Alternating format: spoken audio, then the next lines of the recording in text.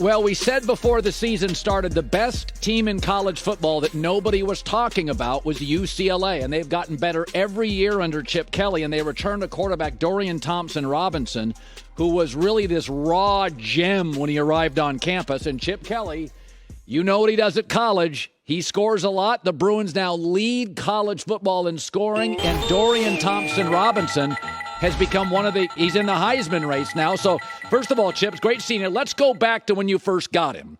I remember watching him early and thinking, boy, there's a lot of work here. I watch him this year, and his confidence, he's like a different player. When was the moment for you that he turned a corner? Well, he's done it for a while here. I just don't think he's gotten enough notoriety on it, to be honest with you. We played, I think in 2018, we were playing Washington State up there down 42-17 in the third and beat them 67-63. In some of our biggest games against our biggest rival across town, he's played phenomenal. Last year he threw for 4 and ran for 2 against them. The year before he was 30 or 35 against them. I think what we've done is we've got some parts around him that are helping him and contributing with him. But what we're seeing is a byproduct of his work ethic, and his work ethic is tremendous.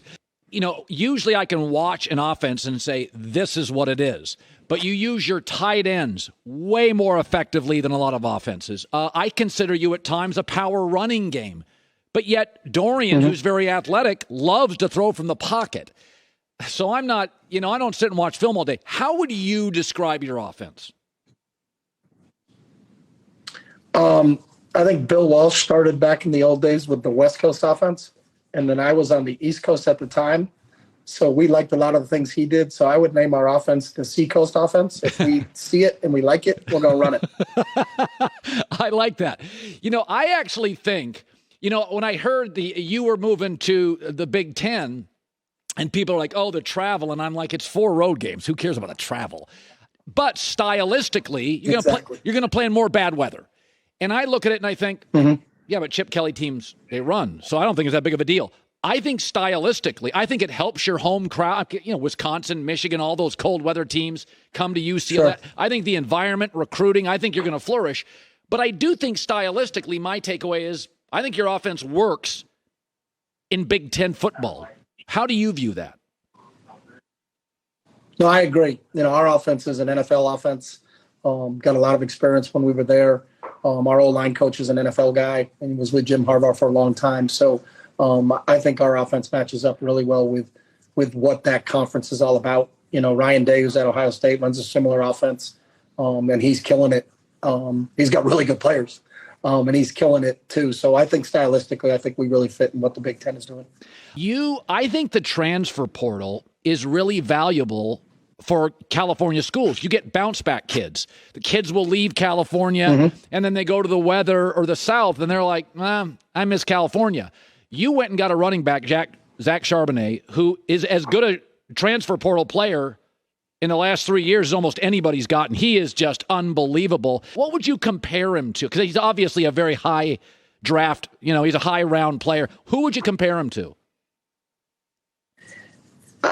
That's a really good point about him. I think he fits in the mold of a lot of those guys, like a Nick Chubb and guys like that. He's a tough physical runner. He's a one-cut runner, which everybody in the NFL wants. There's so many good athletes and there's so much speed in the NFL. You don't have time to dance in a hole. Right. Zach does a great job of getting his shoulder square to the line of scrimmage. He's got great vision. And when he makes a cut, he makes it decisively and can really get the ball going forward all the time. That's what you don't want in the NFL. You don't want to be behind schedule.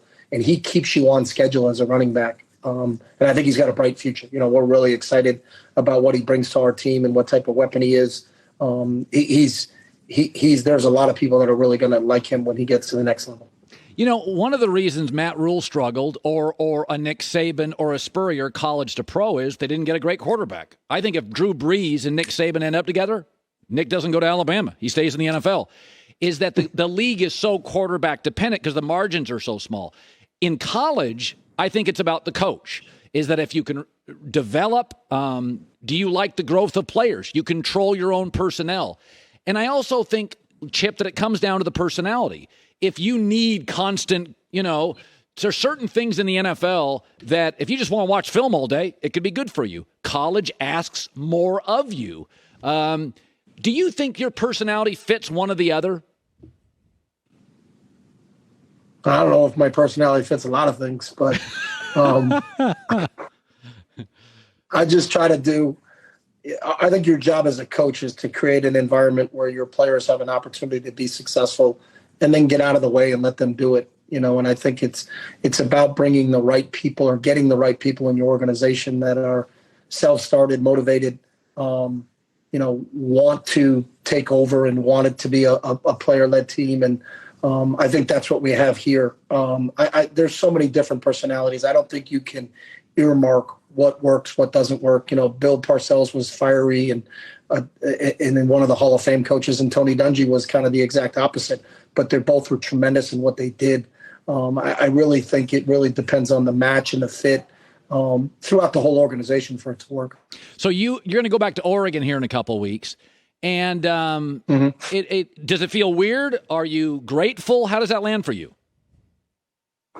I'm always grateful for my time and opportunity there, but it doesn't. This is our third time going back in 5 years. So it's not like this is the first time going back. It's such a cool place to play. It's one of the most unique environments in college football. Our players will be excited about it. Oregon's a really good football team this year, and we're excited about that. But this isn't about me going back anywhere. I think we land at 6:00 on Friday night, and we play at noon on Saturday. So they're not going to be. This is not going to be a sightseeing trip. There's a really big game that's going to occur, and that's what we're going there for. Well, you're great for college football. Where did you learn that you were? I remember exactly where I was. I was with my family on vacation, and I got a call from my boss. And he said, USC and UCLA are going to the Big Ten. And I was like, yeah, I like that. That's good. Where were you exactly when you found out? I was playing golf in New Hampshire with Ryan Day when I got the phone call. What the Ohio State coach? Really? Yeah. Mm-hmm. Didn't you guys coach together? How did you know him? Yeah. We're both from New Hampshire. Went to the same high school, same college.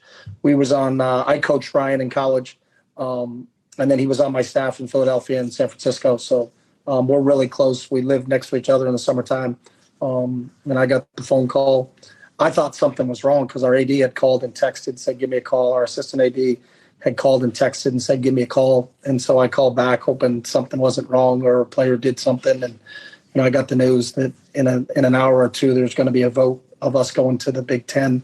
And I said, okay, when does that happen? And they said in 2 years. And I was like, oh, all right, well, give me a call in 2 years, basically, because that's a lot of time, So, you knew the news was going to break, but, our focus and attention has always been on this team this year.